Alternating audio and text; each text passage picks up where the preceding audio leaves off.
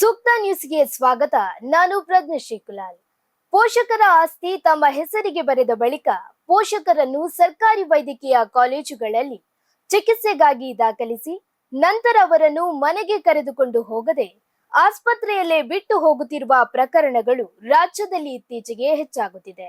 ಈ ವಿಚಾರಕ್ಕೆ ಸಂಬಂಧಪಟ್ಟಂತೆ ಸರ್ಕಾರದ ಪ್ರಗತಿ ಪರಿಶೀಲನಾ ಸಭೆಯಲ್ಲಿ ವೈದ್ಯಕೀಯ ಶಿಕ್ಷಣ, ಕೌಶಲ್ಯಾಭಿವೃದ್ಧಿ ಮತ್ತು ಜೀವನೋಪಾಯ ಹಾಗೂ ರಾಯಚೂರು ಜಿಲ್ಲಾ ಉಸ್ತುವಾರಿ ಸಚಿವರಾದ ಡಾಕ್ಟರ್ ಶರಣ್ ಪ್ರಕಾಶ್ ಪಾಟೀಲ್ ಗಮನಕ್ಕೆ ಬಂದಿದ್ದು, ಪೋಷಕರು ಮತ್ತು ಹಿರಿಯ ನಾಗರಿಕರ ನಿರ್ವಹಣೆ ಮತ್ತು ಕಲ್ಯಾಣ ಕಾಯ್ದೆ 2007ರ ಸೆಕ್ಷನ್ 23ರ ಪ್ರಕಾರ ಈ ರೀತಿಯ ಕೃತ್ಯಗಳ ವಿರುದ್ಧ ದಾವೆ ಹೂಡಲು ಅವಕಾಶ ನೀಡಿದೆ.